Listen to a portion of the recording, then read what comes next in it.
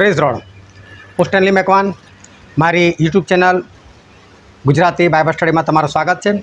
મારી ચેનલને આજે અત્યારે આગળ તમે સબસ્ક્રાઈબ કરી લો અને ઈશ્વરના જ્ઞાનમાં તમે વધતા જાઓ. પ્રકટીકરણનું પુસ્તક એક અદ્ભુત પુસ્તક છે અને એની અંદર બધી જ ભવિષ્યવાણીઓ આપવામાં આવેલી છે. પરંતુ એ ભવિષ્યવાણીઓ સમજવી એ ખરેખર બહુ અઘરી છે. અઘરી એટલા માટે છે કારણ કે માનવીય જ્ઞાનથી એ શીખી શકાય એમ નથી, જાણી શકાય એમ નથી. સમજો કે આખું પ્રકટીકરણ એક કોડવર્ડમાં લખેલું છે. જે લખેલું છે એવું છે નહીં અને જે છે એવું લખેલું નથી, પણ કોડમાં લખેલું છે. એ કોડને ડીકોડ કરવા પડે અને એને ડીકોડ કરવું એ પવિત્ર આત્મા વગર બિલકુલ શક્ય નથી. અને માટે આ પ્રકટીકરણનું પુસ્તક આપણા માટે બહુ જ મહત્ત્વપૂર્ણ છે, કારણ કે એની અંદર છેલ્લી બધી જ ભવિષ્યવાણીઓ ઈશ્વરે લખેલી છે, પરંતુ બસ એને ફક્ત આત્માથી સમજવાની જરૂર છે. અને આજે હું તમારી સમક્ષ રજૂ કરું છું પ્રકટીકરણનું પુસ્તક અને તેનો 12મો અધ્યાય. અને 12મો અધ્યાય શું કહેવા માગે છે?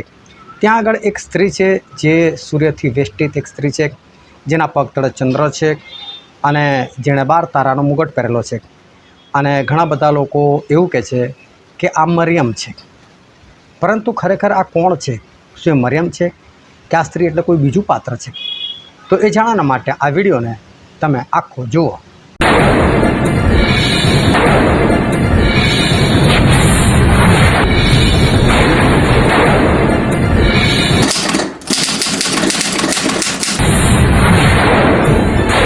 તો પ્રકટીકરણનું પુસ્તક તેનો 12મો અધ્યાય અને હું વાંચું છું પહેલી જ કલમ. અને પહેલી કલમમાં બાઇબલની અંદર એવું લખવામાં આવેલું છે કે ત્યાર પછી આકાશમાં મોટું ચિહ્ન જોવામાં આવ્યું. એટલે સૂર્યથી વેષ્ટિત એક સ્ત્રી જોવામાં આવી. તેના પગ તળે ચંદ્ર અને તેના માથા પર 12 તારાનો મુગટ હતો. જો એક સ્ત્રી જોવામાં આવી, તો એ સ્ત્રી કોણ છે એ તો આપણે હમણાં જોઈશું. પરંતુ એવું લખ્યું કે સૂર્યથી વેષ્ટિત. વેષ્ટિતનો મતલબ એવો છે કે જેને આખી આમ કવર કરી નાખી હોય ને, એને કહેવાય કે વેષ્ટિત કરી છે. આખી ભરી દીધી હોય, ઢાંકી દીધી હોય, એને કહેવાય કે વેષ્ટિત કરી દીધી. તો સૂરજથી એને વેષ્ટિત કરવામાં આવી છે. પછી શું કે એના પગ તળે ચંદ્ર હતો કે છે, અને પછી કે એના માથા પર 12 તારાનો મુગટ હતો. હવે પહેલાં તો આ સ્ત્રી કોણ છે એ જાણીએ. એની પહેલાં સૂર્યથી વેષ્ટિત એટલે સૂર્યથી આખી કવર કરેલી.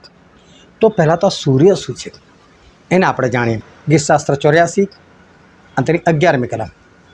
કેમ કે યહોવા દેવ સૂર્ય તથા ઢાલ છે, યહોવા કૃપા તથા ગૌરવ આપશે. ન્યાયથી વર્તનારને માટે તે કંઈ પણ વાનું રોકી રાખશે નહીં. શું લખેલું છે કે યહોવા દેવ એ તો સૂર્ય છે. સૂર્ય એનો મતલબ સૂર્યથી વેષ્ટિત એક સ્ત્રી, એનો મતલબ યહોવા દેવથી એક કવર કરેલી એક સ્ત્રી, એટલે કે ઢાંકી દીધેલી એક સ્ત્રી, એને વેષ્ટિત કરેલી એક સ્ત્રી. જો આ સ્ત્રી જે પણ છે, પરંતુ યહોવા દેવથી એ કવર કરેલી એક સ્ત્રી છે. પછી લખેલું છે કે તેના પગ તળે ચંદ્ર છે. અને ચંદ્ર જે છે ને એ ઈશ્વરનો આશીર્વાદ દેખાડે છે. અને જે આપણે ગીતશાસ્ત્ર 84 અને 11મી કલમ વાંચી કે તે ન્યાયથી વર્તનારને માટે કોઈ પણ વાનું રોકી રાખશે નહીં. એટલે આ એક એવી સ્ત્રીની વાત કરી છે કે જે સૂર્યથી આખી ઢંકાઈ ગયેલી એટલે કવર કરેલી છે. અને એના માટે ઈશ્વર ચંદ્ર એટલે કે એમના પોતાના બધા આશીર્વાદો એ રાખી મૂકેલા છે. આ સ્ત્રી કોણ છે આજે થોડું આગળ જઈને પછી હું તમને પ્રગટ કરું. અને પછી શું લખ્યું કે તેના માથા પર 12 તારાનો મુગટ. કેમ 11 તારાનો નહીં? કેમ 13 તારાનો નહીં? પણ કેમ 12 તારાનો મુગટ કહેવામાં આવેલો છે? આ 12 તારા કોણ છે? આ 12 તારાનો મુગટ શું સૂચવે છે? અને ખરેખર આ જે સ્ત્રી છે એ ખરેખર કોઈ સ્ત્રી નથી, પરંતુ આ છે ઇઝરાયલ દેશ, આ છે ઇઝરાયલ પ્રજા. આ સ્ત્રી બીજું કોઈ નહીં, એ તો ઇઝરાયલ પ્રજા છે જેને ઈશ્વરે પસંદ કરેલી. પણ એના માટે સ્ત્રી કેમ શબ્દ વાપરવામાં આવે? તો તમે બાઇબલમાં છે વાંચશો ને તો ઈશ્વરે ઢગલો વખત આ ઇઝરાયલને જાણે સ્ત્રી હોય ને એવી રીતે સંબોધન કર્યું. તું મારી છે, એવી રીતે તું તારા આશિકો પાછળ પાગલ થાય. આવા ઘણા બધા શબ્દો ઈશ્વરે ઇઝરાયલ માટે વાપરેલા છે. હું તમને એક જ કલમ વાંચીને બતાવું, અને છે યર્મિયા પ્રબોધકનું પુસ્તક, તેનો 31મો અધ્યાય અને તેની પહેલી, બીજી અને ત્રીજી કલમ તમે વાંચીને બતાવો. યહોવા કહે છે, તે વેળાએ હું ઇઝરાયેલના સર્વ કુળોનો દેવ થઈશ ને તેઓ મારા લોક થશે. વળી યહોવા કહે છે કે જ્યારે હું ઇઝરાયેલને વિશ્રાંતિ આપવા ગયો ત્યારે તરવારથી બચેલા લોક અરાનમાં કૃપા પામ્યા. યહોવાએ દૂર દેશમાં મને દર્શન દઈને કહ્યું કે હા, મેં તારા પર અખંડ પ્રીતિ રાખી છે, તે માટે મેં તારા પર કૃપા રાખીને તને મારી તરફ ખેંચી છે. શું કહે છે? મેં તને મારી તરફ ખેંચી છે. એક સ્ત્રી હોય એમ સંબોધન કરે છે. અને એટલે ઇઝરાયલને જાણે એક સ્ત્રી છે એ રીતે બાઇબલની અંદર દર્શાવવામાં આવ્યું. 12 તારા. તો ઇઝરાયલ નામ કોનું પાડવામાં આવ્યું? યાકૂબનું. યાકૂબના કેટલા સંતાન હતા? 12. એ 12 શું થયા? કુળ. એ 12 તારાનો મુંગટ આના માથા પર હતો. આ 12 તારા એટલે ઇઝરાયલના 12 કુળો છે. આનું તમને એક વાત જણાવી દઉં કે જ્યારે હું વિશ્વાસમાં આવ્યો અને વિશ્વાસમાં આવ્યા પછી પ્રકટીકરણ વિશે મને એટલું ખબર હતી કે પ્રકટીકરણના પુસ્તકની અંદર બધા ભવિષ્ય વચનો લખેલા છે. અને હું એટલો ખુશ હતો કે બસ પ્રકટીકરણ વાંચીશ ને એટલે મને તો બધું જ ખબર પડી જશે, બધું જ જાણી જઈશ. અને એટલે જેમ જેમ પ્રકટીકરણ નજીક આવતું ગયું ને એમાં મારો ઉત્સાહ બહુ વધતો ગયો. અને મેં 3 જ મહિનામાં બાઇબલ પૂરું કર્યું. અને જેવું પ્રકટીકરણનું પુસ્તક આવ્યું જ્યારે મેં વાંચ્યું ને, તમે માનશો મારા હોશ ઉડી ગયા. અને મને ઈશ્વર પર ગુસ્સો આવ્યો. આ સાચી વાત તમને કહું. અને મેં પ્રાર્થના કરી, આવું લખવાનું, આવું લખવું તો નહોતું લખવું. આ કોને સમજ પડે એવું છે? આ કંઈ સમજાય એવું છે? આવું લખવાનું કોને ના સમજ પડે? અને એમ કરીને મને ખરેખર ગુસ્સો આવે. મેં પ્રકટીકરણ વાંચવાનું બંધ કરી દીધું. પૂરું તો કર્યું, પણ પછી હું ઉત્પત્તિથી શરૂ કરવા ગયો. હવે ઉત્પત્તિ શરૂ કરવા ગયો ને અંદર પવિત્ર આત્મા મને કહે પ્રકટીકરણ વાંચ, પ્રકટીકરણ વાંચ, પ્રકટીકરણ વાંચ. બહુ મને અંદરથી ફોર્સ થયો કે લાઈને ભાઈ વાંચવા દે ને. એટલે ફરી મેં પાછું પ્રકટીકરણ વાંચ્યું. ફરી પ્રકટીકરણ વાંચ્યું, એક અક્ષર સમજ નહીં. ફરી મેં પ્રાર્થના કરી, પણ આ વખતે પ્રાર્થનાના શબ્દો થોડા બદલાયા. ક્યાં બદલાયા? પ્રભુ, પ્રકટીકરણમાં કશું સમજ પડતું નથી, પણ જો તમે સમજાવો તો સમજ પડી શકે છે. બીજી વખતની મારી પ્રાર્થના આવી હતી. થોડો મને ઈશ્વરે નમ્ર બનાવ્યો. અને પછી બીજી વખતની પ્રાર્થના આ પ્રમાણે થઈ. હવે શું થયું કે ફરી પાછું મેં ઉત્પત્તિ શરૂ કર્યું. ફરી પવિત્ર આત્મા કે ના, પ્રકટીકરણ વાંચ, પ્રકટીકરણ વાંચ, પ્રકટીકરણ વાંચ. એટલો બધો ફોર્સ મેં લાય 3જી વખત વાંચવા. અને 3જી વખત મેં પ્રકટીકરણ વાંચ્યું. અને ત્યારે આ 12મો અધ્યાય મારા જીવનમાં સૌથી પહેલો જેનો ખુલાસો મને ઈશ્વર આપ્યો. અને કઈ રીતે આપ્યો ખબર? મને એવું લાગ્યું મારી ખોપડી છે ને આમ કોઈ ખોલી નાખી, અંદર કશું ભર્યું અને ફરી પાછા તેવી કરી દીધી. અને એકદમ જ મને બધું પ્રકટીકરણ મળી ગયું 12મા અધ્યાયનું. હું તો આશ્ચર્યચકિત. પછી શું થયું કે એ પ્રકટીકરણ જે હતું મને 12મા અધ્યાયનો ખુલાસો મળ્યો એ મેં મારી એક ડાયરીની અંદર લખી નાખ્યો. તો શું થયું, 2-4 જણા મેં કીધું મને આ પ્રકટીકરણ 12 આવું કહેવા માગે છે, આવું કહેવા માગે છે. અને જ્યારે મેં કીધું તો લોકો હસવા લાગ્યા. હા, ગાંડો થઈ ગયો છે, કંઈ સમજ પડતી નથી. આ તો કોઈ માનતું જ નથી. એટલે મેં પછી લોકોને કહેવાનું બંધ કર્યું. એ સમયમાં એક ટીમ આવતી હતી વડોદરાની અંદર મિટિંગ કરવા માટે દર રવિવારે.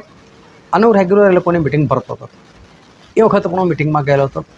અને અચાનક ત્યાંના જે પાસ્ટર હતા એમણે મને કીધું, સ્ટેનલી ઊભો થાય, તને ઈશ્વરે 3 મહિનાથી કશુંક આપેલું છે પણ તું લોકોને જણાવતો નથી. મેં કીધું ભાઈ મને તો કશું નથી આપ્યું. મને તો કશું યાદ ના. મને ઈશ્વર બહુ સ્પષ્ટ બતાવે છે, મને પવિત્ર આત્મા કહે છે કે ઈશ્વર તને 3 મહિના થયા, તને કશુંક આપ્યું છે તો પણ તું કોઈને કહેતો નથી. અને મારા મગજમાં એકદમ ઝબકારો હતો. હા, આ પ્રકટીકરણ 12મા અધ્યાયનું પ્રકટીકરણ મળ્યું, એને 3 મહિના તો થયા છે અને લોકો માનતા નથી, લોકોને કહેતો નથી. એટલે પછી મેં કહું હા એક વસ્તુ છે. તો મને કહે શું છે? મેં કહું સાહેબ તમે આવતા રવિવારે આવશો ને ત્યારે હું તમને બતાવીશ. કે સારું. એટલે હું ઘરે ગયો અને પછી એ જે ડાયરી હતી એમાં જે મેં ખુલાસો લખ્યો હતો એની મેં ઝેરોક્ષ કોપી કઢાવી.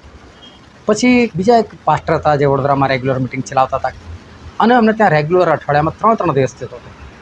એટલે મેં કહ્યું પહેલાં એમને જણાવો. એટલે એમના ઘરે ગયો, બહુ હોશથી ગયો, ખુશ થઈને ગયો, જોશમાં ગયો. મેં કહ્યું સાહેબ મને કંઈક મળ્યું છે. અને એક બાઇબલ આવે છે જેને ડેક્સ બાઇબલ કહે છે. અને ડેક્સ બાઇબલ એટલે એ માણસની અટક હતી, ડેક. અને ડેક્સ બાઇબલ એટલે ડેકનું બાઇબલ. એને ઘણા બધા ખુલાસાઓ એણે કર્યા છે પણ બધા જગતની દ્રષ્ટિએ ખુલાસા કરેલા છે. અને દુનિયાના મોટા ભાગના સેવકો એ બાઇબલનો ઉપયોગ કરે છે, કારણ કે એની અંદર તૈયાર કલમો બધી મળી જાય છે, તૈયાર મેસેજો મળી જાય છે. હવે શું થયું, મને એટલું ખબર કે આ ભાઈ આનો બહુ ઉપયોગ કરે છે, અને મને બી મગજમાં એવું જ હતું કે આ બાઇબલ એટલે બહુ જોરદાર બાઇબલ હશે, બધા ખુલાસાવાળું બાઇબલ છે. એટલે એક ભાઈની પાસે બાઇબલ હતું, એટલે મને જરા ખુલાસો મળે ને તો મેં કહ્યું લાઈને મને બી તો જોવા દે કે આ બધું મને જે દેખાડ્યું છે એવું જ પેલા ભાઈએ લખેલું છે. અને ભાઈનું આખું બધું અલગ હતું. તો મને થયું આવું કેમ? પવિત્ર આત્મા મને કહે છે મેં તો તને આપેલું છે ને, તારે એનું શું કામ સાચું માનવાની જરૂર છે? કે વાત બી સાચી. એટલે જ્યારે હું આ સેવક પાસે ગયો અને એમને મેં કીધું મને કંઈક મળ્યું છે. શું મળ્યું છે? તો કે આ 12મો અધ્યાય છે ને, મેં એનો ખુલાસો મને મળ્યો છે.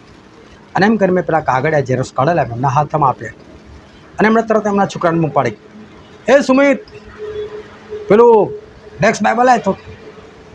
હવે સાહેબ આ ડેક્સ બાઇબલ છે ને આની સાથે મેચ નથી થતું. તો તારું ખોટું, લઈ જાય અહીંથી. ના વાંચ્યું, એક અક્ષર જોયો, કશું જ નહીં. આગળ આ ખોટું, કોઈ વાંધો નહીં. એટલે ત્યાંથી નીકળી ગયો. પણ મને નિરાશા થઈ. મેં કીધું વાંચવાનું પણ નહીં, એટલે જોવાનું પણ નહીં, તપાસવાનું પણ નહીં, કશું જ નહીં, ઈશ્વરની સલાહ જ નહીં લેવાની. અને પેલા બાઇબલમાં નથી એટલે નથી તારું બરાબર. ચલો વાંધો નહીં. પેલા સેવકો તો ભવિષ્યવાણી કરે, એમને તો પવિત્ર આત્મા દેખાડ્યું કે મને કંઈક મળ્યું છે, એ તો માનશે જ. એટલે બીજા રવિવારે જ્યારે એમની મિટિંગ હતી ત્યારે મેં પેલા કાગળે આપી દીધા. નીકળો સાહેબ તમે આ બધું વાંચી લેજો. એના પછીના રવિવારે એ ભાઈ મિટિંગની અંદર મેસેજ આપ્યો, અને મેસેજની અંદર એક વસ્તુ પર એમણે ભાર મૂક્યો. આજકાલના નવા લોકો બાઇબલનો મારી મચડીને પોતાના નાશના માટે અવળો અર્થ કરે છે. અને મને બહુ દુઃખ થયું એ સમયે. તો આમને તો ઈશ્વરે દેખાડ્યું કે મને ઈશ્વરે કંઈક આપેલું છે, મને પવિત્ર આત્માએ કંઈક આપેલું, છતાં ભાઈ એ જ વચ્ચેની વિરુદ્ધમાં બોલે છે. તો હશે. હું તમને પણ કહેવા માગું છું, આ ખુલાસો એ મારો પોતાનો નથી. મને ઈશ્વરે જે આપ્યો, સૌ પ્રથમ જે મને બાઇબલમાં પ્રકટીકરણનો જે ખુલાસો મળ્યો એ આ હતો. પછી બીજી કલમ એવું કે છે, પ્રકટીકરણનું પુસ્તક તેનો 12મો અધ્યાય અને તેની બીજી કલમ, તે ગર્ભવતી હતી, તેને પ્રસવ વેદના થતી હતી, અને તેની પીડાને લીધે તે બૂમ પાડતી હતી. આ સ્ત્રી, હવે તો આપણને ખબર પડે કે ઇઝરાયલ છે. હવે એ સ્ત્રી શું હતી? ગર્ભવતી હતી. હવે ઇઝરાયલ તો દેશની વાત છે, ગર્ભવતી હતી. હા, એને ત્યાં એક બાળક આવવાનું હતું, અને બાળક હતા ખ્રિસ્ત. પ્રભુ ઈસુ ખ્રિસ્ત આવવાના હતા. અને પ્રભુ ઈસુ ખ્રિસ્તની ભવિષ્યવાણી બાઇબલની અંદર સૌ પ્રથમ જો થઈ હોય તે થઈ હતી ઉત્પત્તિના પુસ્તકની અંદર, જ્યારે આદમ અને હવાએ પાપ કર્યું ને એ સમયે. અને એનો 3જો અધ્યાય હું તમને વાંચીને બતાવું. ઉત્પત્તિનું પુસ્તક તેનો 3જો અધ્યાય અને તેની 14 અને 15મી કલમ. અને યહોવા દેવે સર્પને કહ્યું કે તે એ કર્યું છે તે માટે તું સર્વ ગ્રામ્ય પશુઓ તથા વન પશુઓ કરતાં શાપિત હો. તું પેટે ચાલશે ને પોતાના સર્વ દિવસ લગી ધૂળ ખાશે, અને તારી ને સ્ત્રીની વચ્ચે તથા તારા સંતાનની ને તેના સંતાનની વચ્ચે હું વેર કરાવીશ. તે તારું માથું છૂંશે ને તું તેની એડી છૂંશે. અહીં બાઇબલ એવું કહે છે કે તારા સંતાન અને સ્ત્રીના સંતાનની સાથે હું વેર કરે. સંતાનોનો ના લખ્યું, સંતાન. અને સ્ત્રીનું સંતાન એટલે પ્રભુ ઈસુ ખ્રિસ્ત. પ્રભુ ઈસુ ખ્રિસ્ત એ સ્ત્રીનું સંતાન બનીને આવેલા, સ્ત્રી અને પુરુષનું સંતાન બનીને નહોતા આવ્યા. એનો અર્થ એવો પણ નથી કે મરિયમનું બીજ પ્રભુ ઈસુમાં નહોતું, એમનામાં કોઈનું બીજ નહોતું, એમનામાં એમનું પોતાનું બીજ હતું. તો આ સૌથી પહેલી ભવિષ્યવાણી કે સ્ત્રીનું સંતાન તારું માથું છૂંશે. તો વધસ્તંભ પર શેતાનનું માથું કોણ છૂંદ્યું? પ્રભુ ઈસુ. આ સૌથી પહેલી પ્રભુ ઈસુ ખ્રિસ્તની ભવિષ્યવાણી બાઇબલમાં હતી. પછી પુનર્મીનું પુસ્તક તેનો 18મો અધ્યાય અને તેની 18મી કલમ. હું તેમને સારો તેમના ભાઈઓમાંથી તારા જેવો એક પ્રબોધક ઊભો કરીશ, અને હું મારા વચનો તેના મુખમાં મૂકીશ, ને જે સર્વ હું તેને ફરમાવ તે તેઓને કહેશે. આ ઈશ્વરે મૂસાને કીધેલું હતું. મૂસા લોકોને સંભળાય કે જો ભાઈ મને ઈશ્વર આવું કીધેલું, તારા જેવો એક પ્રબોધક. એટલે ગાડી ફરી પાછી પ્રભુ ઈસુની વાત થઈ છે કે પ્રભુ ઈસુ જે છે એ આવવાના છે.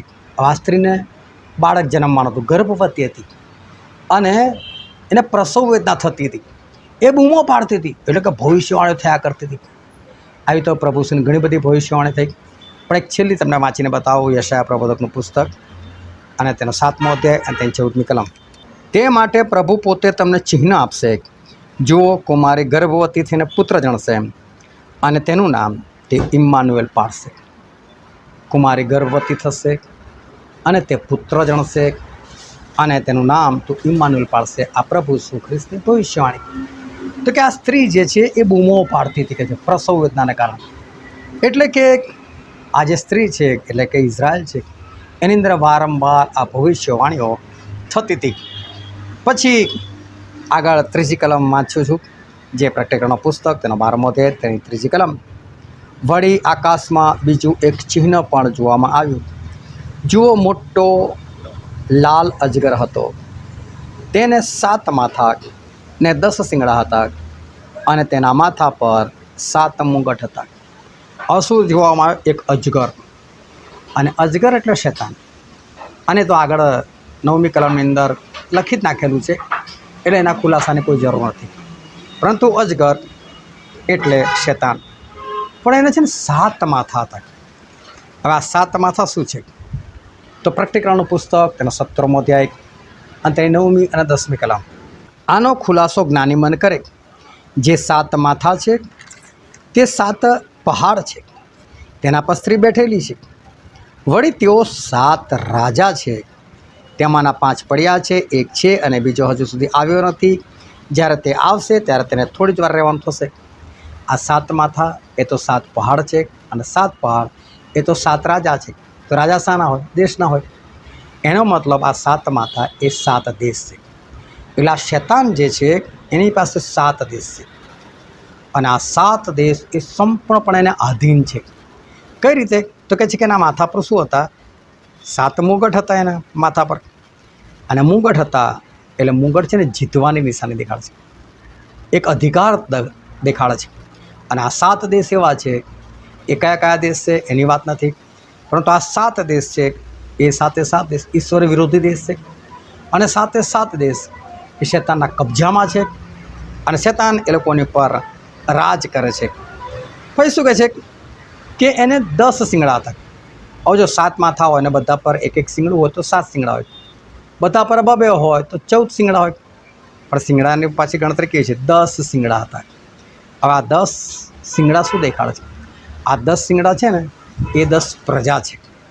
જ્યારે ઈશ્વરે ઇબ્રાહીમને કીધેલું હતું કે ઇબ્રાહીમ, આ દેશ હું તને આપીશ અને આ દેશની જે પ્રજાઓ છે એને હું હાંકી કાઢીશ.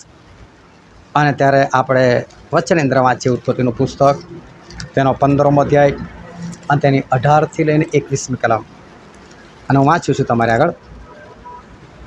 તે જ દાડે યહોવાએ ઇબ્રામ સાથે કરાર કર્યો કે મિસરની નદીથી તે ફ્રાત નામની મહાનદી લગી આ દેશ મેં તારા વંશજોને આપ્યો છે.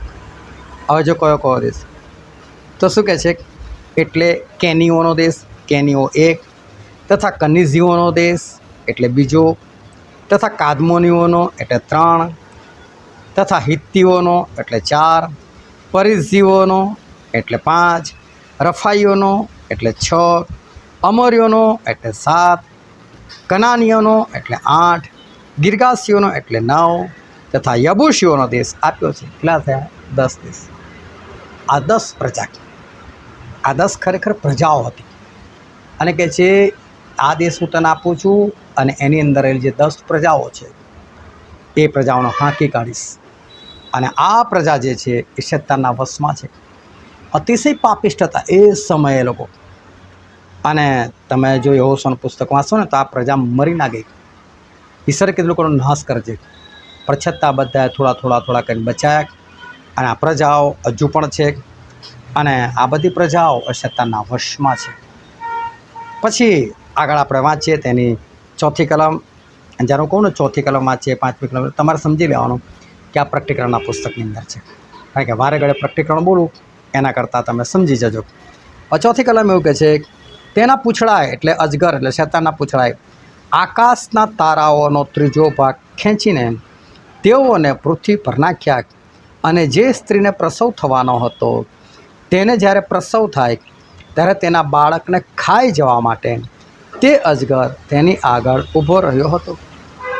હવે અજગર એટલે શેતાન, એના પૂંછડાએ આકાશના તારા એનો 3જો ભાગ અને આકાશના તારા એટલે સ્વર્ગદૂતો.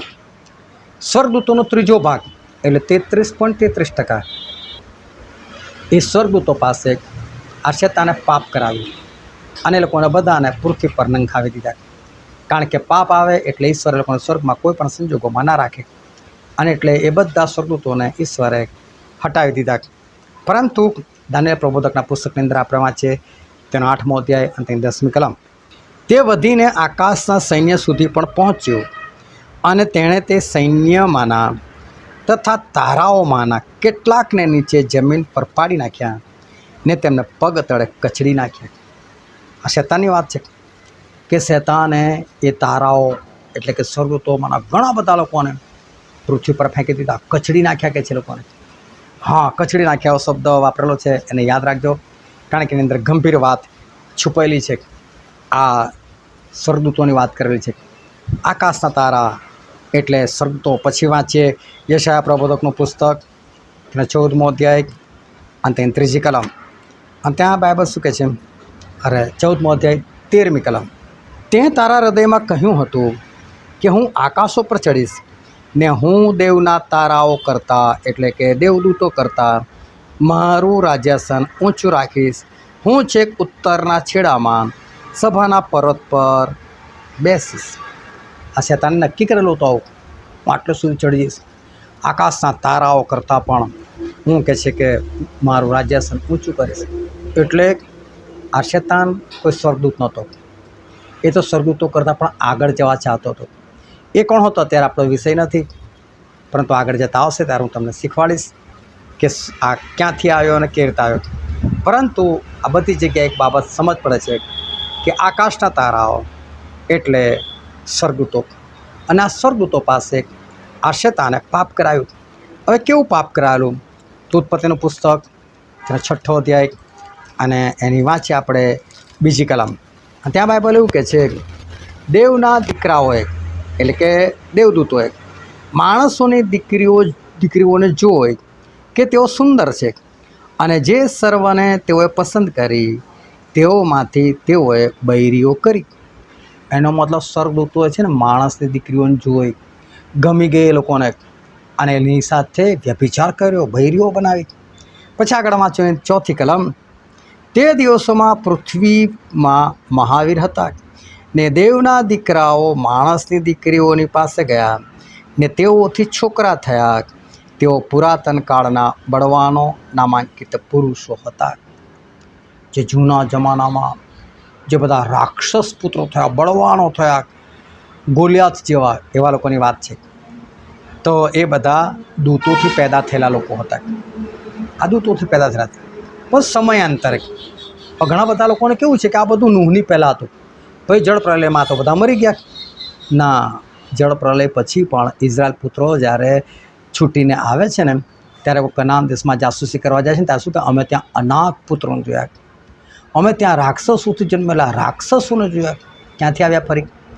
એટલે એવું નથી કે 33.33% દૂતો પાસે જે શેતાને પાપ કરાવ્યું ને એ એક ઝાટકે જ કરાવી દીધું, એવું નથી.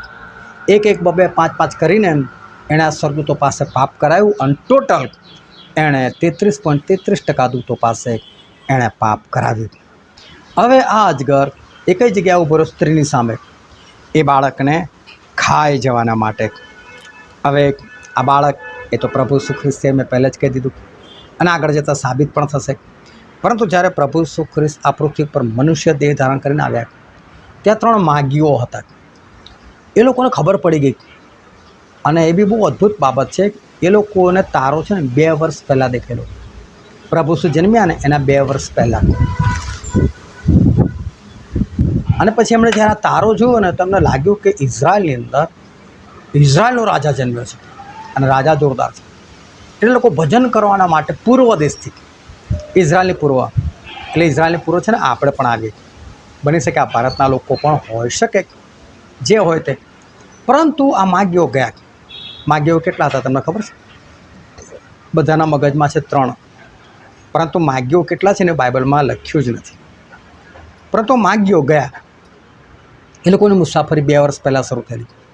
2 વર્ષે તો એ લોકો ઇઝરાયલ દેશમાં પહોંચ્યા. વાંચજો ત્યાંથી માથીની સુવાર્તા એનો બીજો અધ્યાય તો ખબર પડશે. અને પછી એ લોકોને થયું કે રાજા જન્મ્યો છે એટલે રાજાના જ ઘરમાં હોય ને, એ લોકો ઘૂસી ગયા હેરોદના ઘરમાં. એ રાજા ક્યાં છે? હેરોદ ગભરાઈ ગયો, રાજા? અને યરૂશાલેમને ખબર પડે, આખું યરૂશાલેમ ખડબડી ઉઠ્યું. એટલે હેરોદના છે અને કોઈ બીજો રાજા જન્મ્યો છે, એવું કરી તો બને. એટલે હેરોદ બી સમજી ગયો કે આ લોકોનો દેવ જેવો તેવો તો છે નહીં. એટલે પેલા શાસ્ત્રીઓને બોલે, અહીંયા ઓલા તમારું શાસ્ત્ર તપાસો, યહૂદીનો રાજા કઈ જન્મવો જોઈએ. અને લોકો તપાસ કરીને કીધું કે બેથલેહેમમાં કે જાઓ તમે બેથલેહેમમાં જાઓ. હજી એટલો બધો વિશ્વાસ નહીં હેરોદ. એટલે કે જો ભાઈ તમને મળે ને તો મને જાણ કરજો કે છે. એટલે આ લોકો માગ્યો પાછા ત્યાં ગયા. અને ત્યાં ગયા અને એ લોકો તો પ્રભુનું દર્શન કરીને પાછા ગભાણમાં એ લોકો પણ સૂઈ ગયેલા. કારણ કે રાત્રે એ લોકોનું સપનું આવ્યું. સપનામાં એ લોકોને ઈશ્વર શું કીધું, અહીંથી નીકળી જાઓ બીજા રસ્તે, હેરોદ પાસે ના જતા કે છે. અને પછી યુસુફને પણ દર્શન આપ્યું. યુસુફ તમે લોકો અહીંથી મિસ્ર દેશમાં ભાગી જાઓ કે છે, કારણ કે હેરોદ તમને મારી નાખવા ચાહે છે.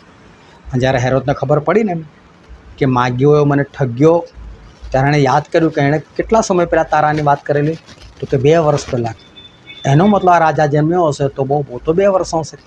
એટલે 2 વર્ષથી નાના જેટલા બી છોકરા હતા ને બધાને મારી નાખ્યા. પણ એવું ના સમજો કે આ બધું હેરોદે કર્યું. આની પાછળ શેતાન હોય. એ શેતાન બાળકને ખાઈ જવા માટે સામે ઊભો રહ્યો. એના હાથમાં એ બાળક એટલે પ્રભુ ઈસુ ખ્રિસ્ત આવ્યા નહીં. અને ત્યાર પછી પણ જો એમણે પ્રભુ ઈસુને કેટલું બધું હેરાન કરવાનો પ્રયત્ન કર્યો. આખર એક વખત મારી પણ નાખ્યા, પણ હાથમાં શું આવ્યું? કશું જ નહીં. પછી આપણે વાંચીએ એની 5મી કલમ. તેને પુત્ર નર બાળક અવતર્યો એટલે પ્રભુ ઈસુ ખ્રિસ્ત, એ સર્વ દેશના લોકો પર લોઢાના દંડથી રાજ કરશે. તેના બાળકને ઊંચકીને દેવ પાસે તથા તેના રાજ્યસન પાસે લઈ જવામાં આવ્યો. જો જન્મતાની સાથે કહી દીધું કે એમને ઉપર લઈ જવામાં આવ્યો.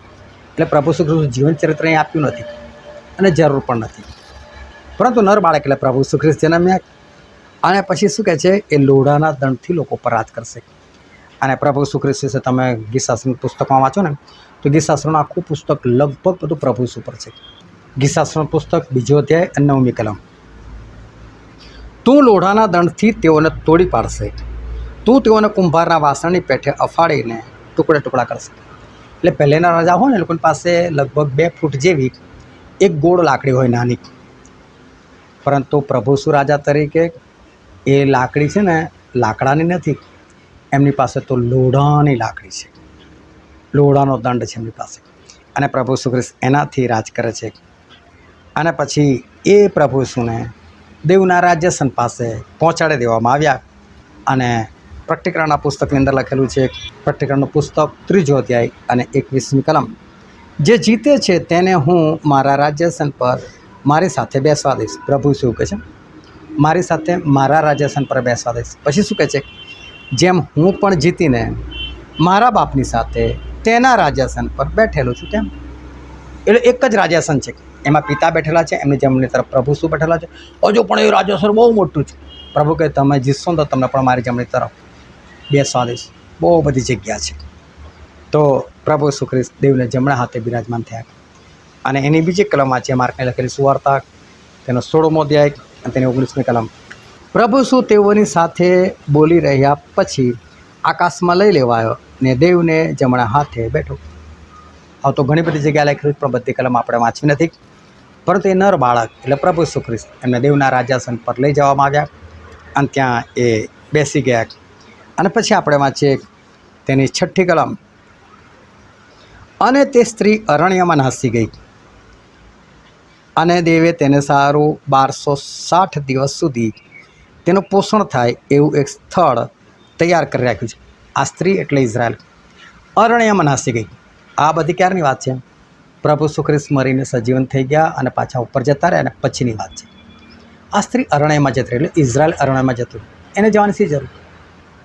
પણ એ અરણ્યમાં જતું રહ્યું અને 1260 દિવસ સુધી. અને 1260 છે ને એક સિમ્બોલિક શબ્દ છે. અને 1260 એટલે 1 મહિનો 30 દિવસ. એટલે 1260 ભાગ્યા તમે 30 કરશો ને તો જવાબ આવશે 42 મહિના. અને 42 મહિના એટલે 3.5 વર્ષ. અને 3.5 વર્ષનો જે સમયગાળો છે ને એ ગુલામીની અવસ્થા દેખાડે છે. પરંતુ ઈશ્વરે ગુલામીમાં પણ હંમેશા પોતાના લોકોનું પૂરું કરેલું. ઇઝરાયલ પુત્રો ગુલામ જ હતા, પરંતુ હવે લોકોને ભાગવું પડ્યું ઇઝરાયલ દેશ છોડીને, કારણ કે ઈસવીસન 70ની અંદર હેડ્રિયન નામનો એક બાદશાહ લોકોને પર ચડી આવ્યો અને હેડ્રિયન નામના બાદશાહે બહુ તબાહી કરી. પરંતુ એના પછી ઈસવીસન 135ની અંદર તો તીતસ નામનો એક બાદશાહ આવ્યો રોમન, અને એણે તો જે લોકોની હાલત કરી. અને એ સમયે આખી ઇઝરાયલ પ્રજા, બહુ ધ્યાનથી સમજો, આખી ઇઝરાયલ પ્રજા, એક સિંગલ માણસ સુદ્ધા ઇઝરાયલમાં બચ્યો નહીં. બધા જ ઇઝરાયલ છોડીને ભાગી ગયા, બધા જ. અને આખી દુનિયામાં બધા લોકો વિખરાઈ ગયા. આજની તારીખમાં ભારતની અંદર, મુંબઈની અંદર ઇઝરાયલો છે, વડોદરામાં પણ હતા, અમદાવાદમાં પણ છે. મણિપુરની અંદર જાઓ તો મનાસાનું આખું કુળ ત્યાં આગળ સ્થપાયેલું છે. આજે પણ ઇઝરાયલો વિખેરેલા છે, પણ ઘણા બધા લોકો પાછા જતા રહ્યા છે. પરંતુ આ લોકો બધા આખી દુનિયામાં વિખેરાઈ ગયા, અને એમનું વિખેરાવું, ગુલામીની અવસ્થામાં જીવન જીવવું, ભાગતું ફરવું, એ દિવસોને ઈશ્વરે 1260 દિવસ સુધી એને સિમ્બોલિક લેંગ્વેજ તરીકે આપેલો છે. ઘણી બધી જગ્યાએ છે 1260 દિવસ. એટલે તમે સમજી શકશો આ લોકોની ગુલામી જે છે એ ગુલામી શરૂઆત થયેલી છેક બીજા કાળોતાંતના 36મા અધ્યાયથી. કારણ કે એ સમયે નબુખાદનેસર નામનો રાજા આ લોકોની પર ચડી આવેલો. અને હું તમને વાંચીને બતાવું કે જ્યારે જ્યારે ઇઝરાયલ પુત્રો એ પાપ કરતા હતા ને ત્યારે જ ગુલામીમાં જતા હતા. અને બીજો કાળોતાંત તેનો 36મો અધ્યાય અને 11મી કલમથી લઈને હું 17મી કલમ તમારા આગળ વાંચીને તમને બતાવું. સિદકિયા રાજ કરવા લાગ્યો ત્યારે તે 21 વર્ષનો હતો. તેણે 11 વર્ષ સુધી યરૂશાલેમમાં રાજ કર્યું. તેણે પોતાના દેવ યહોવાની દૃષ્ટિમાં જે ભૂંડું હતું તે કર્યું. યહોવાના વચન બોલનાર પ્રબોધક યર્મિયાની આગળ તે દીન થયો નહીં. નબુખાદનેસાર રાજાએ તેને દેવના સોગંદ ખવડાવ્યા હતા, તો પણ તેની સામે તેણે બળવો કર્યો. તેણે પોતાની ગરદન અક્કડ કરીને ઇઝરાયલના દેવ યહોવાની ઉપાસના નહીં કરવાને પોતાનું અંતઃકરણ કઠણ કર્યું. વળી યાજકોના સર્વ મુખીઓએ તથા લોકોએ પણ વિદેશીઓના સર્વ ધિક્કારપાત્ર કૃત્યોને અનુસરીને મહાપાતક કર્યું. યરૂશાલેમમાં યહોવાએ પોતાનું જે મંદિર પવિત્ર કર્યું હતું તેને તેઓએ ભ્રષ્ટ કર્યું. તેઓના પિતૃના દેવ યહોવાએ પોતાના ખેપિયાની મારફતે કાળજીથી તેઓને વખતસર ચેતવણી આપી, કેમ કે તેને પોતાના લોક ઉપર તથા પોતાના નિવાસ ઉપર દયા આવી. પણ તેઓએ દેવના ખેપિયાઓને મસ્કરીમાં ઉડાવ્યા, તેના વચનોનો અને પ્રબોધકોનો તિરસ્કાર કર્યો. તેથી યહોવાને પોતાના લોક ઉપર એટલો બધો ક્રોધ ચડ્યો કે કંઈ જ ઉપાય રહ્યો નહીં. જો કોઈ ઉપાય ના રહ્યો, ઈશ્વરે જ્યારે જોયું કે આ લોકો માનતા જ નથી, તો હવે શું કરું? અને ત્યાર પછી એની 17મી કલમ કહે છે, માટે તેણે કાસ્દીઓના રાજાની પાસે તેઓ પર ચડાઈ કરાવી. એણે તેઓના પવિત્ર સ્થાનમાં તેઓના જુવાનોને તલવારથી મારી નાખ્યા. યુવાન યુવતી, પ્રૌઢ કે વૃદ્ધ પર તેણે દયા રાખી નહીં. યહોવાએ તે બધાને તેના હાથમાં સોંપ્યા. આ હતો નબુખાદનેસાર રાજા, અને એણે આ રીતે ઇઝરાયલ પર પછી એણે ચઢાઈ કરી નાખી, અને ઇઝરાયલ પુત્રો ગુલામીમાં ગયા. અને ઈશ્વરે યર્મિયા પ્રબોધકની મારફતે કહેવડાવી દીધેલું હતું કે જો તમે નથી માનતા ને તો હું તમને 70 વર્ષની સજા કરીશ. આ બધું ધ્યાનથી સમજજો, 70 વર્ષની સજા કરીશ. અને ત્યાં 21મી કલમમાં લખેલું છે, તમારા આગળ વાંચું. એટલે યર્મિયાના મુખથી બોલાયેલું યહોવાનું વચન પૂરું થવા સારું. દેશે પોતાના સાબાતો ભોગવ્યા ત્યાં સુધી, કારણ કે 70 વર્ષ સુધી દેશ ઉજ્જળ રહ્યો, તેટલો વિશ્રામ દેશે પાડ્યો. 70 વર્ષની આ લોકોની ગુલામી થઈ. યર્મિયાએ કીધેલું હતું કે જો તમે લોકો નહીં માનો ને તો 70 વર્ષની ગુલામી ભોગવવી પડશે. આ માણસનું આયુષ્ય કેટલું? 70 વર્ષ. એટલે એ જમાનામાં જે છોકરું જન્મ્યું છે ને એ તો બિચારું મરી ગયું ત્યાં સુધી, ગુલામીમાં જ રહ્યું. જન્મ પણ ગુલામીમાં ને મરી ગયો 70 વર્ષની અંદર મરી ગયો હોય તો એ ગુલામીની અંદર જ મરી ગયો. હવે લોકોએ 70 વર્ષની ગુલામી એ ભોગવી. અને જ્યારે આ 70 વર્ષની ગુલામી શરૂ થઈ ત્યારે BC એટલે કે પહેલાં આપણી જે ઈસવીસનની ગણતરી ચાલે છે ને એ ઈસવીસન એટલે કે AD, એનો ડોમિનનો અર્થ થાય છે કે પ્રભુ ઈસુ ખ્રિસ્તના જન્મથી શરૂ થતું વર્ષ. અને એની ગણતરી પ્રમાણે અત્યારે 2026 ચાલે છે. તો 2026 વર્ષોની પહેલાં જે ગણતરી હતી એને BC તરીકે ઓળખતા હતા.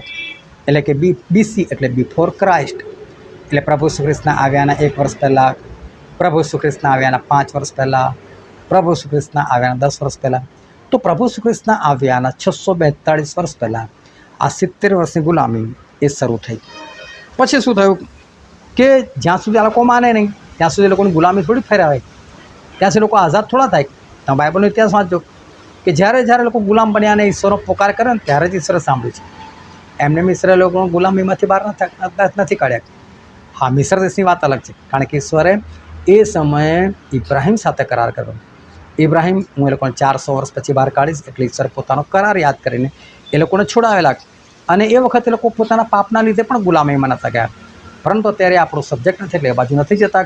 પણ ત્યાર પછી જ્યારથી એ લોકોને વતન મળ્યું ત્યાર પછી એ લોકો ગુલામ ત્યારે જ બનતા હતા જ્યારે એ લોકો પાપ કરતા હતા. અને આ વખતે પાપ કર્યું એટલે 70 વર્ષની ગુલામી આવી. પરંતુ 70 વર્ષની અંદર પણ ઈશ્વર પોતાના પ્રબોધકોને મોકલ્યા, પરંતુ તેઓએ માન્યું નહીં, એટલે ઈશ્વરે લોકોની ગુલામી વધારી દીધી. હવે કેટલી વધારી હું તમને બાઇબલમાંથી વાંચીને બતાવો. હજકીલ પ્રબોધકનું પુસ્તક, તેનો 4થો અધ્યાય અને 1 થી 6 કલમ. વળી હે મનુષ્ય પુત્ર, તું એક ઈંટ લઈને તારી આગળ મૂક ને તેના પર એક નગરનું એટલે યરૂશાલેમનું ચિત્ર પાડ અને ચિત્રમાં તેની વિરુદ્ધ ઘેરો ઘાલ ને તેની સામે કિલ્લા બાંધ ને તેની સામે મોરચા ઉઠાવ, તેની સામે છાવણીઓ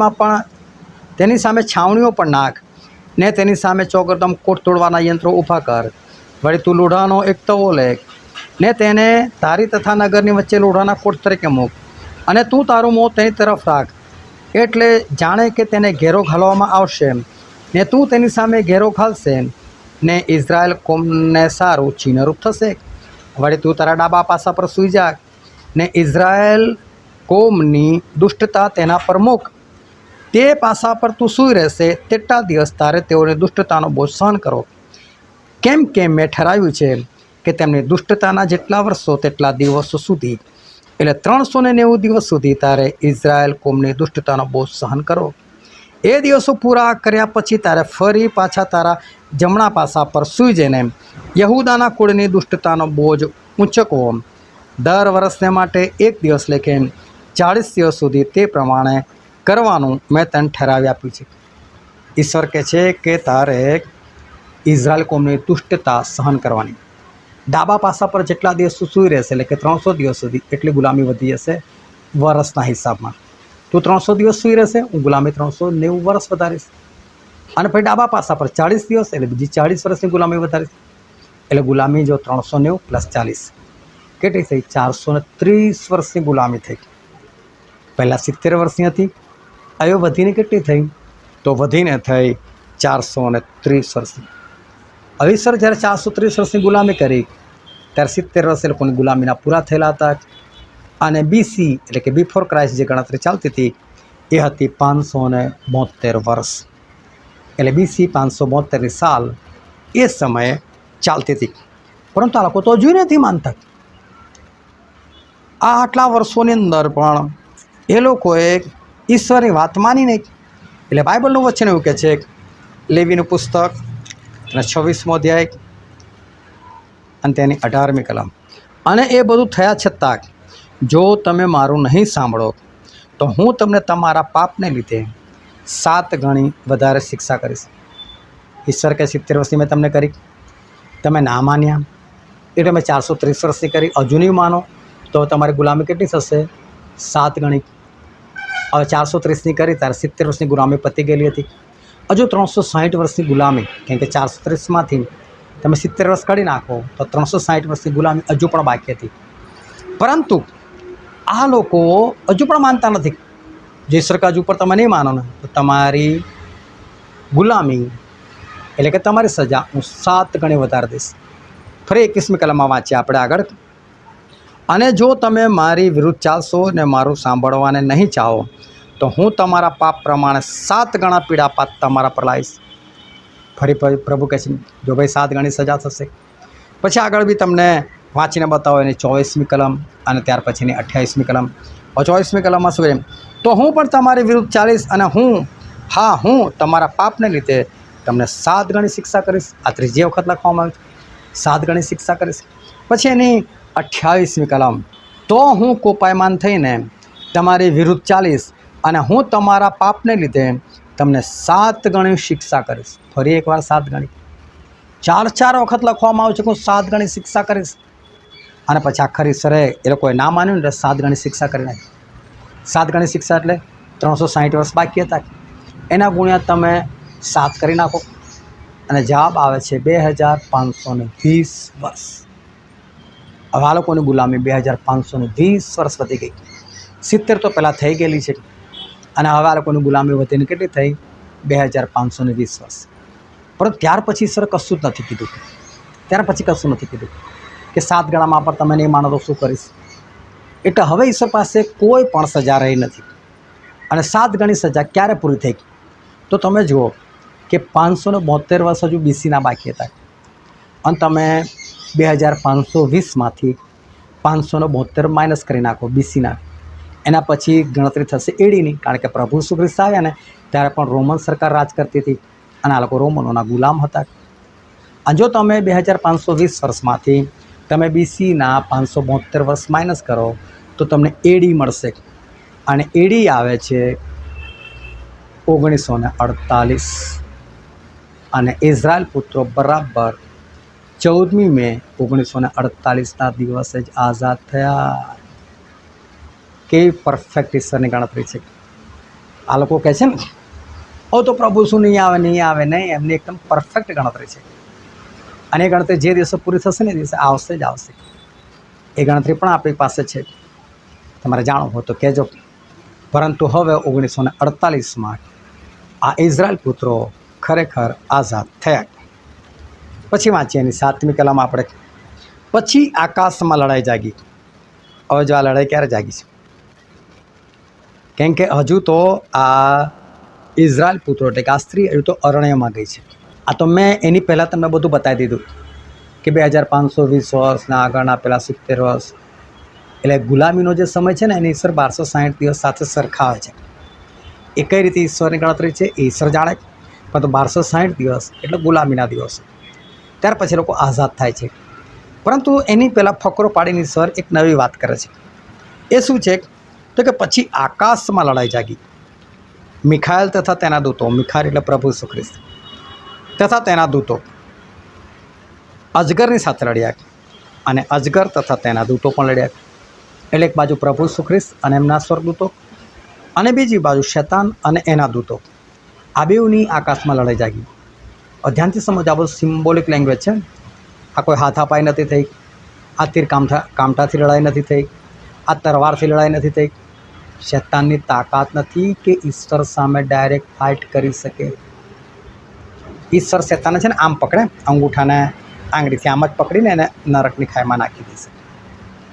એટલે ડાયરેક્ટ જો લડાઈ થાય ને તો શૈતાનનું ક્યારનું પતી ગયું હતું. હજુ સુધી ડાયરેક્ટ લડે તો થયો જ નથી. એ તો પ્રભુ ઈસુ ખ્રિસ્તના બીજા આગમનમાં થશે. એ પણ આગળ જતાં 22 સુધી અધ્યાય છે ને, તમને બધું જાણવા મળશે.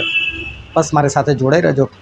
બહુ અદ્ભુત અને ઊંડી અને રહસ્યમય વાતો તમને જાણવા મળશે, જે ફક્ત અને ફક્ત પવિત્ર આત્માથી છે.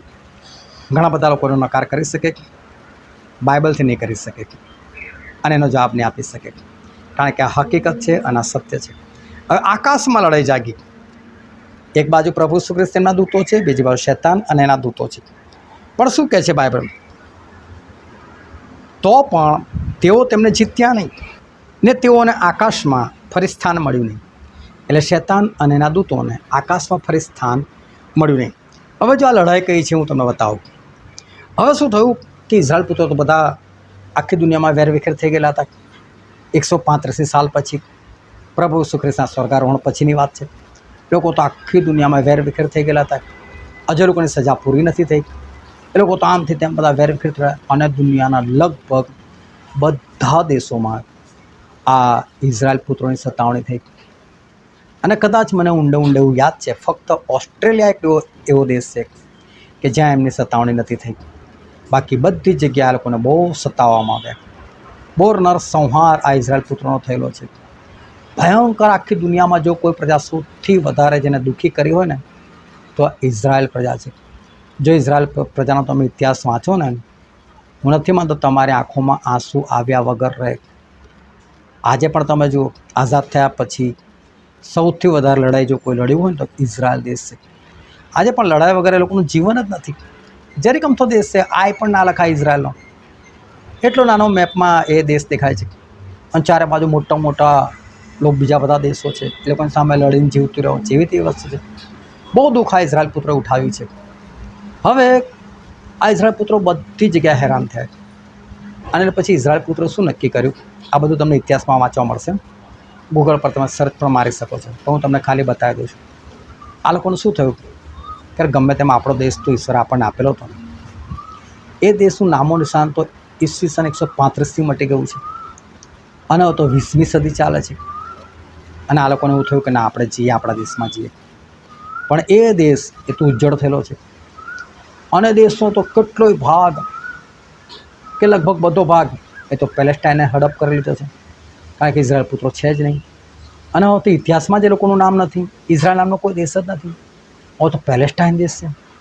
પરંતુ આ લોકો જવા લાગ્યા ત્યાં. શરૂઆતમાં તો પેલેસ્ટાઈન એટલો વાંધો ન આવ્યો, પણ જુઓ આ લોકોની સંખ્યા વધતી જાય છે એટલે લોકો બબાલ શરૂ કરી. પણ આ લોકોને એવું કે બીજા દેશમાં પણ આપણે લડીને જ જીવવું પડે છે ને, આપણો પોતાનો દેશ તો ખરો, લડો અને જીવો. એટલે એ લોકોએ પણ મારવાની શરૂઆત કરી પેલેસ્ટાઈને અને લડી લડીને એ લોકો જીવતા રહેવા લાગ્યા. અને આ જે ચળવળ શરૂ થઈ એને જીઓનિસ્ટ મૂવમેન્ટ કહે છે. જીઓનિસ્ટ મૂવમેન્ટ, એની સ્થાપના થઈ. હવે આ તો છે ને આતંકવાદી જૂથ ગણાતું હતું, કારણ કે દેશ કોણ તો કે દેશ તો પેલેસ્ટાઈન. અને લોકોને થોડું ખબર છે કે બાઇબલનો ઇતિહાસ શું છે, હકીકત શું છે. એટલે લોકો તો એવું સમજે કે આ લોકો ખોટા અહીંયા આવીને આ લોકોના દેશમાં રહીને આ લોકોનું જ બધું કબજે કરતા જાય છે. અને આ લોકો મારી મારી અને લડી લડી અને એક પછી એક પ્રદેશ લોકો કબજે કરતા ગયા, વધતા ગયા. ચારે બાજુ લોકો હાકળ કરી આવો આવો. પરંતુ હજુ પણ એટલા બધા ઇઝરાયલ પુત્રો જતા નહોતા ત્યાં. અને એ સમયે હિટલર જે યહૂદીઓનો ભયંકર નફરત કરતો હતો અને એણે 60 લાખ યહૂદીઓને મારી નાખ્યા. જબરદસ્ત અસર થઈ, કારણ કે ઇઝરાયલ પ્રજાની જે ટોટલ ગણતરી હતી એનો 30% ભાગ હતો. આ 30%ને આ હિટલરે ખલાસ કરી નાખ્યા. અને એટલે લોકો ભાગવા લાગ્યા, ના આપણા દેશમાં જે બહુ મોટી માત્રામાં આ લોકો ઇઝરાયલ દેશની અંદર ભેગા થવા લાગ્યા. હજુ દેશ નથી બન્યો, આ બધા ભેગા થવા લાગ્યા, લડી લડીને જીવવા લાગ્યા. ત્યાં આપણા માટે લડો, આપણા પરિવારના માટે લડો. પરંતુ ધીરે ધીરે લોકોની સંખ્યા વધતી ગઈ, ઘણો બધો ભાગ એ લોકોએ કબજે કરી લીધો. અને પછી UNO સંસ્થા જે છે, યુનાઇટેડ નેશન ઓર્ગેનાઇઝેશન, એ વચ્ચે પડ્યું કે આવું ક્યાં રીતે લડશો, ક્યાં સુધી જીવશો, આપણે આનો કોઈક હલ લાવીએ. અને બીજા વિશ્વયુદ્ધ પછી એનો હલ લાવવાનો પ્રયત્ન કર્યો. અને પછી UNO એવું નક્કી કર્યું કે આખી દુનિયાના જેટલા બી દેશો છે બધાને ઇલેક્શન માટે બોલાવો અને બધાની સામે એક પ્રસ્તાવ મૂકો કે ઇઝરાયલ નામનો દેશ બનાવવો છે ફરી. શું આ ઇઝરાયલ જે પ્રજા છે એ લોકોને ફરી ઇઝરાયલ દેશ આપવો છે? શું લોકોને આઝાદ કરવા છે? જે બાઇબલમાં લખેલું છે એ પ્રમાણે કરવું છે? અને એ ઇલેક્શનમાં એ સમયે ફક્ત 50 દેશોએ ભાગ લીધો અને 50 દેશોમાં ભારત પણ હતું. અને એ સમયે 37 દેશોએ તરફેણમાં મત આપ્યો, હા, ઇઝરાયલને એક દેશ બનાવો, એને માન્યતા આપો. પરંતુ 13 દેશ એવા હતા જે લોકોએ માન્યતા ના આપી. પરંતુ 13ની સામે 37 એ મોટી સંખ્યા, એટલે બહુમતી એવી હતી કે ઇઝરાયલને દેશ બનાવો. અને એટલે એ લોકોની જીત થઈ અને ઇઝરાયલ દેશ એક્ઝેક્ટ 14 મે 1948માં દિવસે 1948ની સાલમાં અસ્તિત્વમાં આવ્યો. અને આ જ બાબતને અહીંયા પ્રકટીકરણ 12 7મી કલમમાં લખવામાં આવે છે. પછી આકાશમાં લડાઈ જાગી અને મિખાએલ અને તેના દૂતો, એટલે પ્રભુ શ્રી કૃષ્ણના દૂતો, અજગર અને એના દૂતો, એ લોકો લડ્યા. જો આમને સામને લડાઈ થાય ને તો ઈશ્વર એકમાં જ પતાવી નાખે. હજુ સુધી લડાઈ થઈને તે જ બાકી છે. પરંતુ ઈશ્વર પણ લોકોના હૃદયની અંદર આવીને લડે છે, માણસોની અંદર રહીને લડે છે. અને શેતાન પણ માણસોની અંદર રહીને લડે છે. શેતાન 13 દેશના પ્રેસિડેન્ટ સાથે એવો કરાર કરી શક્યો કે આ લોકોના મન એવા બનાવી શક્યો કે લોકોએ વિરોધમાં મતદાન કર્યું. પરંતુ પ્રભુ ઈસુ ખ્રિસ્તે 37 લોકોના મનમાં કામ કર્યું અને એ લોકોએ તરફેણમાં મત આપ્યો અને ઇઝરાયલ દેશની સ્થાપના થઈ. હું તમને ખાતરી કરાવું, એફેસીઓનો પત્ર તેનો 2 અધ્યાય 5મી ગ્રંથથી વાંચું. આપણે પાપમાં મુએલા હતા ત્યારે તેણે ખ્રિસ્તની સાથે આપણને સજીવન કર્યા. કૃપાથી તમે તારણ પામેલા છો અને તેની સાથે ઉઠાડ્યા ને ખ્રિસ્ત ઈસુમાં સ્વર્ગીય સ્થાનોમાં તેની સાથે બેસાડ્યા. આ જ્યારે આપણે બાપ્તિસ્મા લઈને આપણા પાપ ધોઈ નાખે છે અને પવિત્ર આત્મા પ્રાપ્ત કરે છે ત્યાંની વાત. તો શું જ્યારે આપણે પવિત્ર આત્મા પ્રાપ્ત કરીએ ત્યારે આપણે સ્વર્ગીય સ્થાનમાં જતા રહે છે? ના, આપણે પૃથ્વી પર જ હોય છે ને તો પણ એને શું કહેવામાં આવે? સ્વર્ગીય સ્થાન. એટલે કહો તમે અલગ રીતે જીવન જીવશો. તો આકાશમાં લડાઈ જાગી, એટલે કોઈ આકાશમાં લડાઈ નથી જાગી. એ લડાઈ આ પૃથ્વી પર પેલા 50 દેશના જે 50 પ્રેસિડેન્ટો ભેગા થયેલા ને એની અંદર રહીને ઈશ્વર અને શેતાન બે લડ્યા, પરંતુ ઈશ્વર જીતી ગયા. પણ ત્યાર પછી એક જોરદાર ઘટના બની અને 8મી કલમ આપણે વાંચીએ તો પણ તેઓ તેમને જીત્યા નહીં ને તેઓને આકાશમાં ફરી સ્થાન મળ્યું. જ્યારે આ ઘટના બનીને એ સમયે આ શેતાન માટે આકાશમાં જવાનું બંધ થઈ ગયું. એ રસ્તો ઈશ્વરે આકાશમાં જવાનો શેતાન માટે બંધ કરી દીધો. એનો મતલબ કે હજુ સુધી શેતાનને ફેંકવામાં આવ્યો નહોતો. તમને બધાને કેવું છે કે શેતાનને ક્યારે ફેંકવામાં આવ્યો? છેક આદમની પહેલાં, કારણ કે એદનવાડીમાં તો શેતાન તરીકે જ આવેલો હતો શેતાન. એટલે બધાને એવું છે કે ઈશ્વર તો એ શેતાનને ક્યારનો નીચે ફેંકી દીધો. આદમની પહેલાંની વાત છે. ના, એવું નથી. આદમની પહેલાંની વાત નથી. ત્યારે પણ હતો, એ શેતાન જ હતો. પણ અય્યુબના સમયમાં શું થાય છે? અય્યુબનો 1લો અધ્યાય અને તેની 6ઠ્ઠી કલમ. એક દિવસે દેવદૂતો યહોવાની આગળ હાજર થયા અને તેમની સાથે શેતાન પણ આવ્યું. જો શેતાન છે સ્વર્ગમાં જતો રહ્યો. અય્યુબના સમયની વાત છે. પછી બીજા અધ્યાયની 1લી કલમ. એક દિવસે દેવદૂતો ફરીને યહોવાની હજુરમાં હાજર થયા, તેઓની સાથે શેતાન પણ આવીને યહોવાની આગળ હાજર થયો. એનો મતલબ શેતાન 2 વખત અય્યુબના સમયમાં સ્વર્ગમાં ગયો. જો એને આકાશમાં ફરી સ્થાન ના મળ્યું હોત તો જાત કેમનો? એનો મતલબ એ લડાઈ અય્યુબની પહેલાં નથી થઈ. અય્યુબની પહેલાં જ નથી થઈ તો આદમની પહેલાં તો હોય જ ના શકે.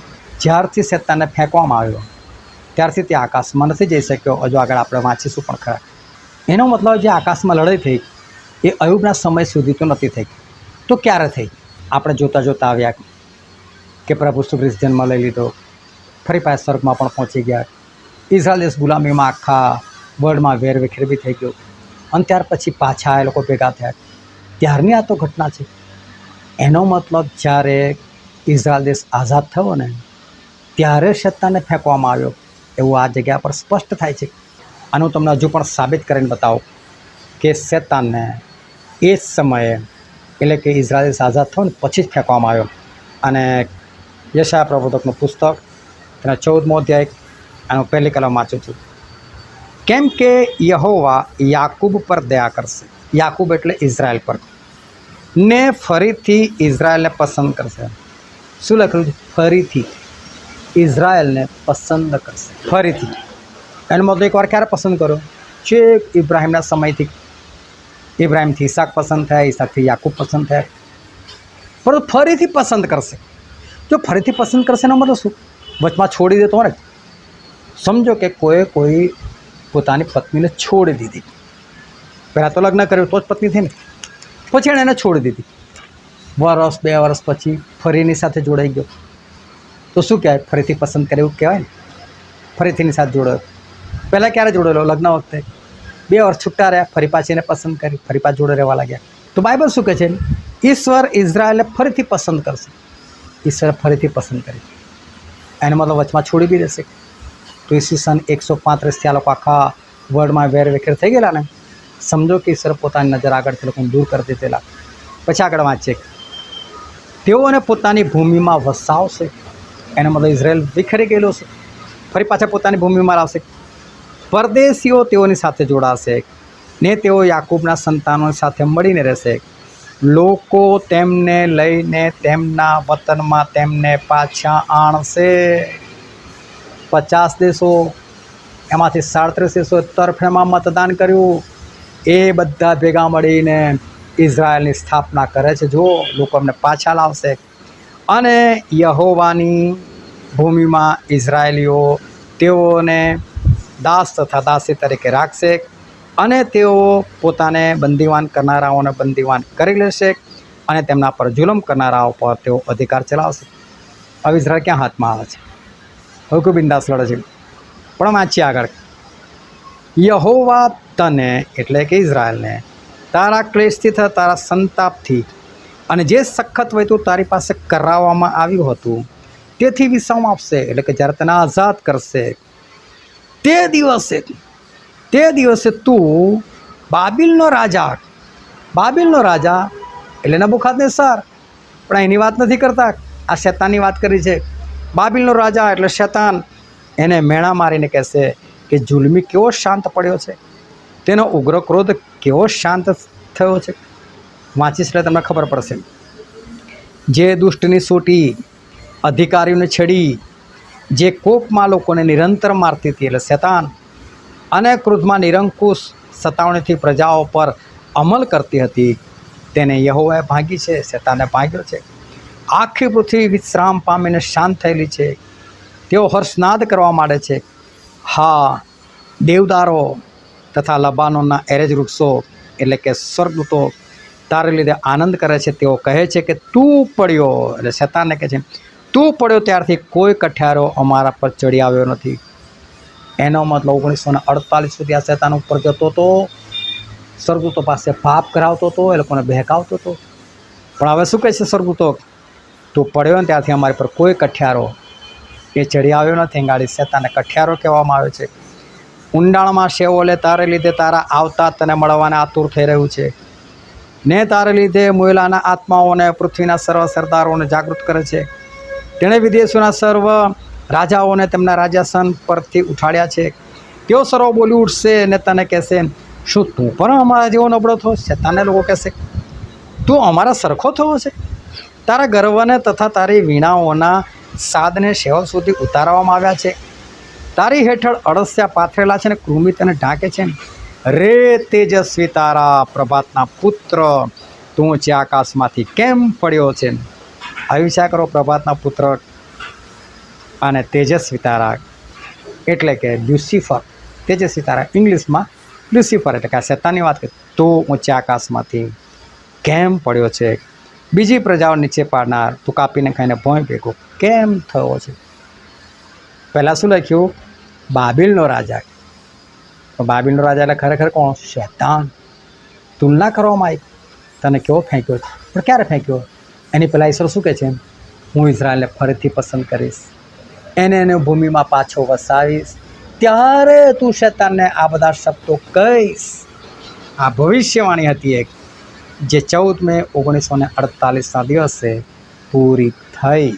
હવે ખબર પડી શેતાનને ક્યારે ફેંકવામાં આવ્યો. એક્ઝેક્ટ તારીખ છે બાઇબલની અંદર, 14 મે 1948ના દિવસે. કેટલા બધા લોકોને આ બધી વસ્તુ નથી ખબર. એ લોકો તો એવું સમજે છે કે આદમની પહેલાં નાખવામાં આવ્યો. બાઇબલ અઢળક રહસ્યોથી ભરપૂર છે. ફક્ત પવિત્ર આત્માની ભરપૂરી જોઈએ. અભ્યાસ ગમે એટલો કરો, ના સમજ પડે. આજે ધ્યાનથી સમજો. 9મી કલમ આપણે વાંચીએ.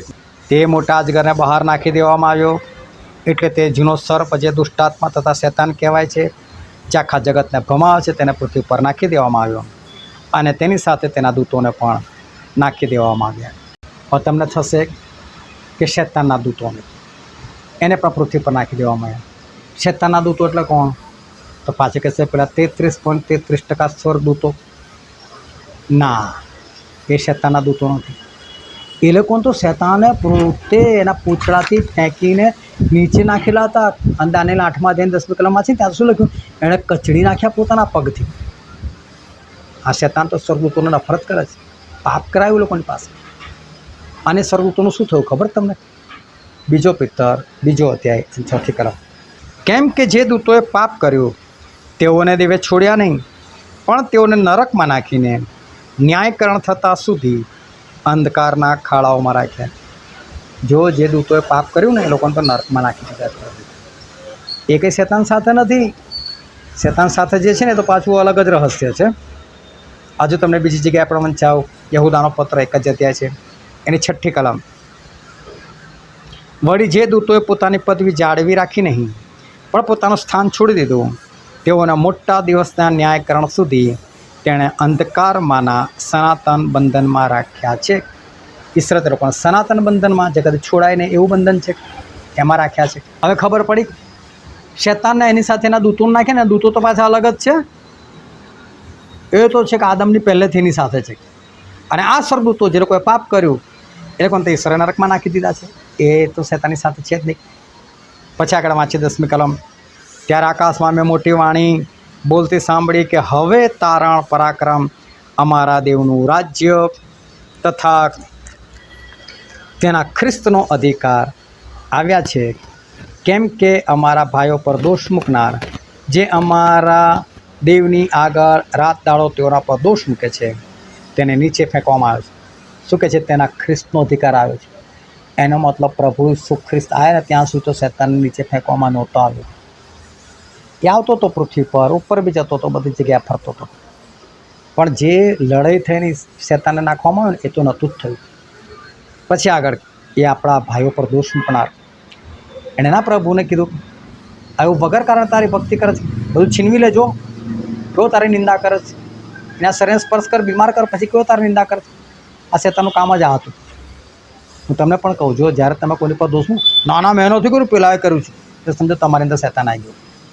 તમે તમારી ભૂલ કોઈ બીજા પર નાખો ને એટલે સમજી લેવાનું કે તમારી અંદર શેતાન જીવે છે.